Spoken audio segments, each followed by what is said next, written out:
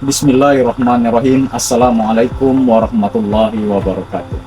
Perkenalkan, nama saya Surya Akbar, SIP MSI. Saya adalah salah satu dosen di Universitas Riau, Indonesia. Fakultas Ilmu Hukum, Administrasi Negara, dan Bisnis, Program Studi Administrasi Negara. Pada kesempatan ini, kami akan menjelaskan tentang salah satu Tridharma perguruan tinggi, yaitu pada poin pengajaran. Saya menganggap bahwa pembelajaran merupakan salah satu poin penting dalam Tridharma perguruan tinggi. Melalui metode pembelajaran yang interaktif, persuasif, motivatif, dan berinovatif, akan mampu menghasilkan para lulusan yang memiliki karakter serta berdaya saing sehingga nantinya mampu berkontribusi terhadap kemajuan bangsa ini di masa yang akan datang. Baiklah, dalam kesempatan ini saya akan menjelaskan poin-poin penting dalam rencana pembelajaran semester mata kuliah yang saya ampuh, yaitu mata kuliah Sistem Politik Indonesia. Adapun mata kuliah Sistem Politik Indonesia ini sendiri, bebannya itu adalah 3 SKS. Kode mata kuliahnya adalah MW107. Mata kuliah Sistem Politik Indonesia ini adalah mata kuliah semester genap, tepatnya itu di semester 2, Program Studi Administrasi Negara tentunya. Mata kuliah ini ada 16 pertemuan. Dari 16 pertemuan tersebut, dapat saya uraikan 8 pertemuan, yaitu penyajian materi perkuliahan. Kemudian ujian tengah semester dan ujian akhir semester 2 pertemuan. Kemudian 4 pertemuan diskusi dan praktek presentasi tugas mahasiswa. Dan kuis ada 2 pertemuan. Total semuanya ada 16 pertemuan. Adapun kompetensi yang diharapkan kepada mahasiswa setelah mengikuti perkuliahan Sistem Politik Indonesia ini, yaitu mahasiswa diharapkan mampu memahami konsep dasar politik dalam implementasi sistem politik di Indonesia. Kemudian, mahasiswa mampu mendiskusikan dan memahami perkembangan sistem politik Indonesia dari masa ke masa. Kemudian, setelah mengikuti perkuliahan Sistem Politik Indonesia ini, diharapkan mahasiswa mampu menguasai arti, makna, konsep dasar politik dalam sistem politik Indonesia, serta mampu mengembangkan konsep tersebut dalam kehidupan berorganisasi maupun bermasyarakat. Selanjutnya, untuk kriteria dan standar penilaian dalam mata kuliah Sistem Politik Indonesia ini dapat kami uraikan sebagai berikut. Untuk ujian akhir semester, yaitu 40%. Kemudian ujian tengah semester 30%, tugas 15%, dan kuis 15%. Total semuanya 100%. Pada poin penilaian, ujian akhir semester jumlahnya itu 40%. Memang jumlah ini lebih besar dari poin penilaian lainnya. Tetapi, hal yang perlu diketahui adalah ada beberapa syarat yang telah kami jelaskan kepada mahasiswa untuk dapat mengikuti ujian akhir semester. Salah satunya yaitu mahasiswa tidak boleh lebih dari 4 kali tidak hadir tanpa pemberitahuan untuk mata kuliah Sistem Politik Indonesia ini. Untuk tugas yang kami bebankan kepada mahasiswa ada 2 jenis, yaitu tugas individu dan tugas kelompok. Tugas individu itu dalam bentuk resume, sedangkan tugas kelompok dalam bentuk makalah. Makalah yang dibuat oleh mahasiswa secara berkelompok nantinya akan dipresentasikan di depan kelas. Dan kemudian pada saat itu juga kami akan menilai diskusi serta keaktifan mahasiswa dalam mengikuti presentasi makalah yang disampaikan oleh kelompok masing-masing. Demikianlah uraian singkat mengenai rencana pembelajaran semester mata kuliah Sistem Politik Indonesia yang dapat saya sampaikan. Untuk lebih jelasnya lagi, barangkali kita simak video berikut ini tentang poin pengajaran mata kuliah Sistem Politik Indonesia. Bismillahirrahmanirrahim. Assalamualaikum warahmatullahi wabarakatuh. Waalaikumsalam warahmatullahi wabarakatuh. Selamat pagi dan salam sejahtera untuk kita semua. Rekan-rekan mahasiswa-mahasiswi yang berbahagia yang saya banggakan.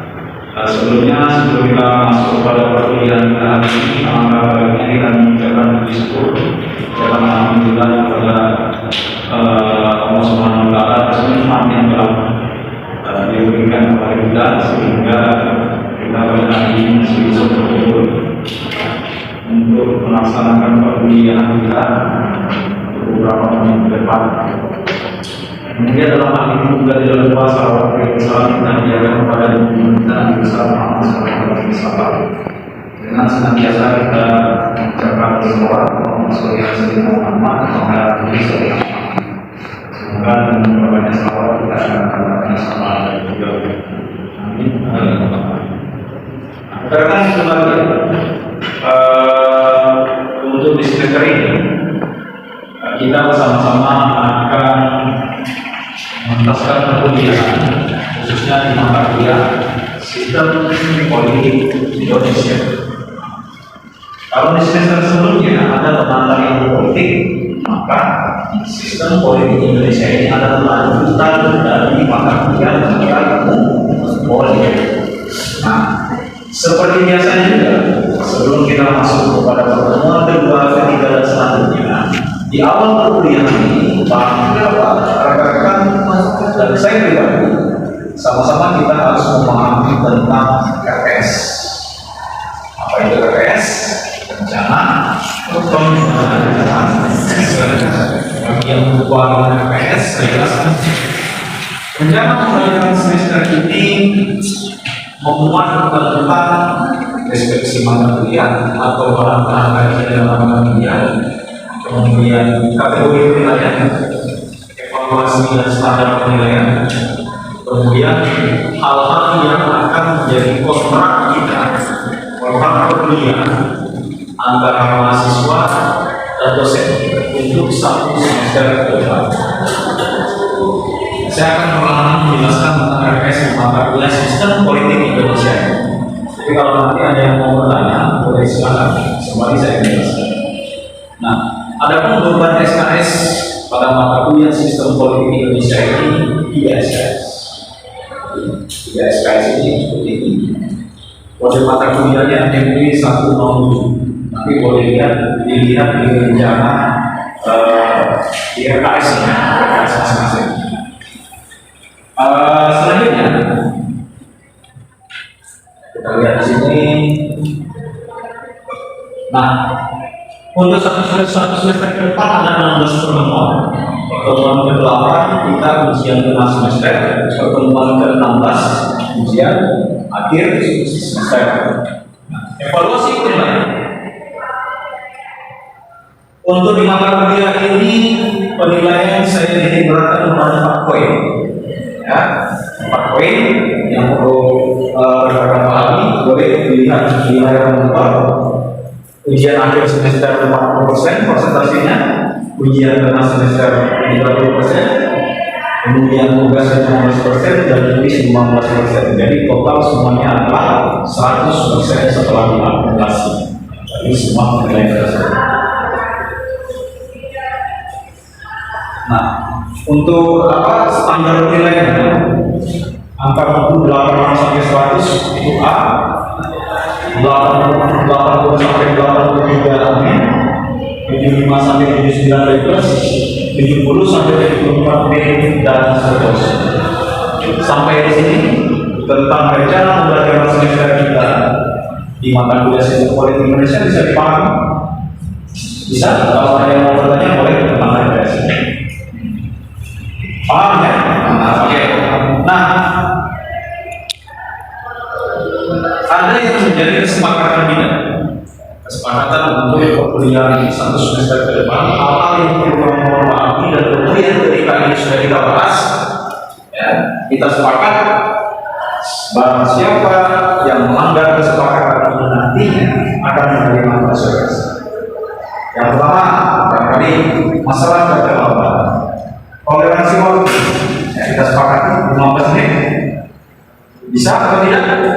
Bisa. Oke, toleransi keterlambatan hanya 15 menit. Lewat dari 15 menit, kawan-kawan tidak diperkenankan masuk. Begitu juga dengan saya. Ya. Lewat 15 menit, saya tidak masuk.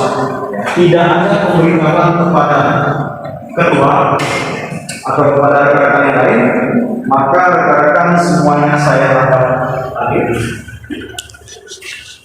Ya? Bisa dipahami? Bisa. Nah, barangkali hal yang paling umum terkait masalah pakaian. Laki-laki menggunakan hijab, ya, pakai sepatu, tidak seperti biasa. Kalau misalnya terpaksa menggunakan kaos, gunakanlah kaos yang memiliki dengan kaos belum. Kalau ada yang masih ada menggunakan kaos, untuk pertemuan pertama ini kita maafkan, untuk pertemuan berikutnya tolong ini sudah kita sepakati bersama. Nah, selanjutnya Allah yang berdoa kami adalah pertemuan kita ada 16 pertemuan, ya, ada 16 pertemuan. Pertemuan ke-16 ujian akhir semester. Satu hal yang berdoa kami adalah kalau seandainya ada di antara kawan-kawan rekan mahasiswa-mahasiswi sekalian 4 kali, lebih dari 4 kali tidak hadir di mata kuliah ini tanpa pemberitahuan, maka tidak saya perkenankan untuk ikut ujian akhir semester. Kenapa seperti itu, Pak? Karena memang begitu aturan. Jadi jumlah kehadiran kawan-kawan juga harus melengkapi 16 pertemuan. Setidak-tidaknya 75%. Pertama 75% kehadiran dari 16 pertemuan. Jadi 75% itu, ya, kalau barangkali kalau kita hitung ada 4 pertemuan batas waktu. Lebih dari 4 kali tidak hadir tanpa pemberitahuan tidak bisa mengikuti ujian akhir semester. Bisa dipahami? Bisa dipahami? Bisa.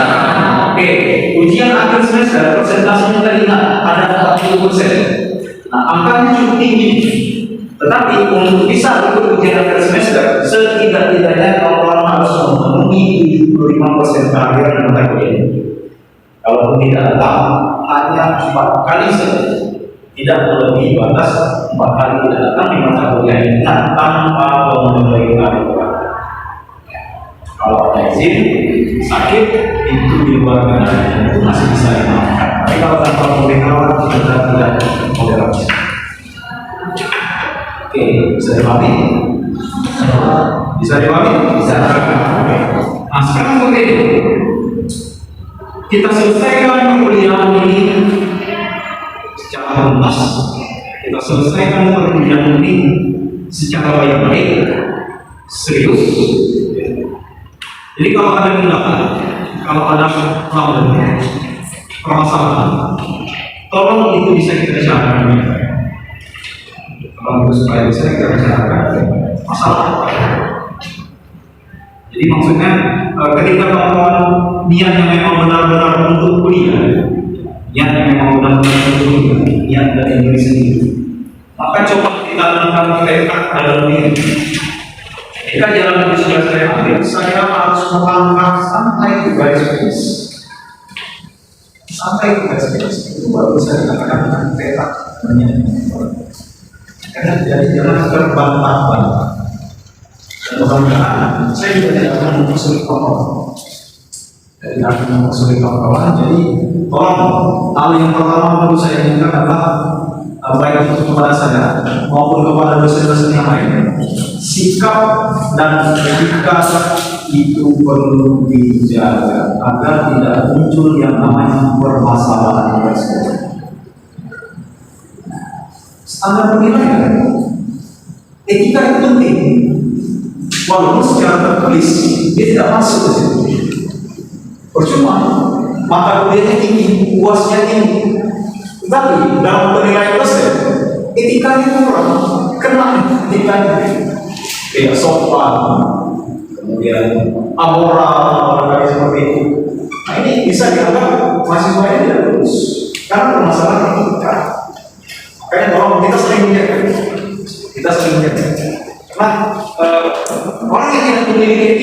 etikanya kurang, itu tidak akan mampu memberikan kontribusi terhadap masyarakat. Yang ada masyarakat kamu nggak untuk bergaul dengan orang yang mempunyai etika yang kurang moral. Jadi kalau masalah etika ini penting sekali. Selain daripada standar penilaian dan kriteria penilaian tadi, yang perlu kamu adalah masalah etika dan hidup juga perlu dijaga. Bisa dipahami kan? Karena kalau masalah etika tidak zamannya lagi di pendidikan tinggi kita jelaskan etika itu seperti apa. Jadi tingkah laku itu seperti apa. Jadi harapan kami memang Allah sudah memahami itu, karena pendidikan etika itu sudah dimulai dari kecil, bahkan dari bulan perbuatan. Allah hanya perlu bisa memahami. Kemudian kita saling menghargai dan kita hindari konflik kecil, apalagi konflik dengan dosen maupun dengan rekan-rekan yang ada di kampus kita. Jadi kita selesaikan perbedaan ini tanpa permasalahan. Kalaupun seandainya ada terkait permasalahan-permasalahan yang tidak disengaja, oke, saya siap untuk mendengarkan keluh kesah apa masalahnya, bisa kita bantu, kita selesaikan. Jadi harapan saya benar-benar rekan-rekan bisa menuntaskan perkuliahan ini, kemudian mendapatkan nilai yang bagus, nilai yang memuaskan, dan wisuda pada saat tiba. Artinya jangan ditambah-tambah ya. Kalau S1 itu paling lama 4 tahun, ya itu memang ditambah ya 5, jadi 6, jadi 7, jadi 8. Boleh tak tambah masa kuliah? Ya boleh. Boleh kok. Itu kan semuanya ada, keputusan itu ada di kawan-kawan. Maunya seperti apa? Tapi kalau bisa cepat, kenapa harus di ini sekitar pengantar nih, rencana pelajaran semester. Ada yang mau tanyakan silakan.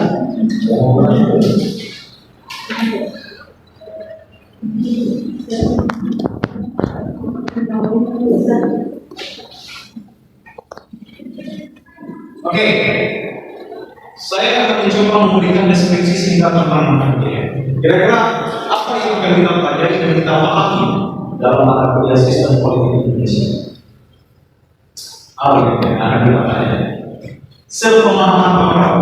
Kalau kita berbicara tentang politik, kita akan berbicara tentang atau kita akan belajar tentang kekuasaan.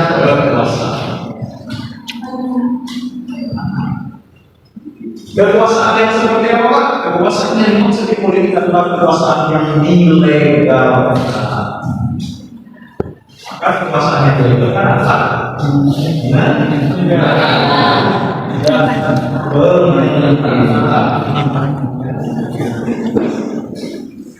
dalam sistem politik Indonesia kita akan berbicara tentang negara dan pemerintahan. Apalagi kemudian yang akan dibahas di dalam sistem politik ada kebijakan. Kemudian apa lagi? Pelayanan. Kepastian. Apalagi pemilu.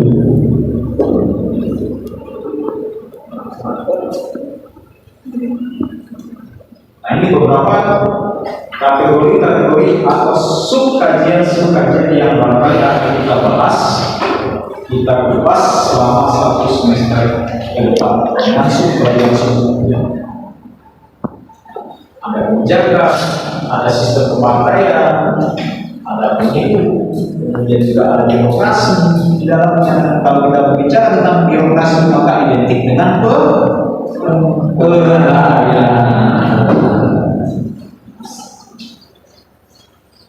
Hal yang perlu kawan-kawan adalah di dalam kajian ilmu politik kita mengenal dengan istilah cerdas politika. Ada berapa jenis politika? Tiga. Apa saja?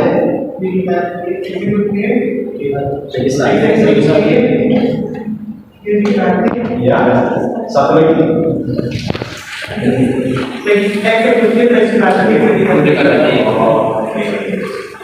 Trias politika adalah pembatasan dan pembagian kekuasaan. Ciri dari negara demokrasi adalah kekuasaan itu tidak berbentuk kepada satu Satu bagian saja, jadi harus ada pembagian kekuasaan. Itu menurut pemikiran Machiavelli. Makanya butuh trias politika. Apa itu trias politika? Pembagian kekuasaan yang mana di dalamnya ada 3 bagian pentingnya. Dan ini yang kita atur di Indonesia. Ada eksekutif, ada yudikatif, dan ada legislatif.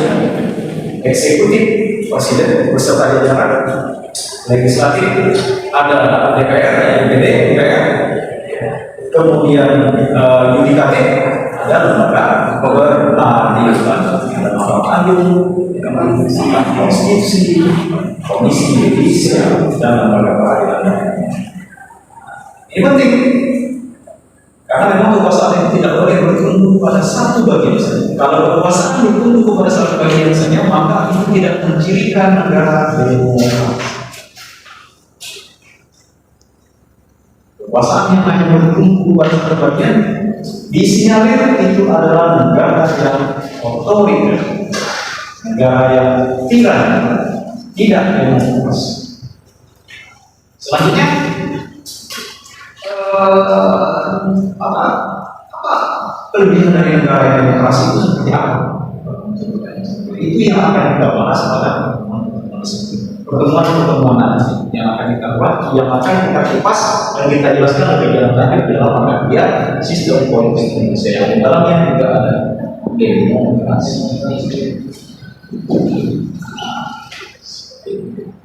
Nah, itu tentang deskripsi singkat mata kuliah sistem politik Indonesia.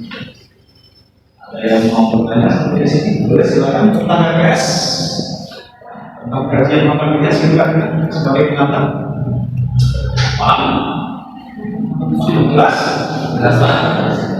Ada yang mau bertanya? Ada yang memberikan pendapat? Silakan. Ada?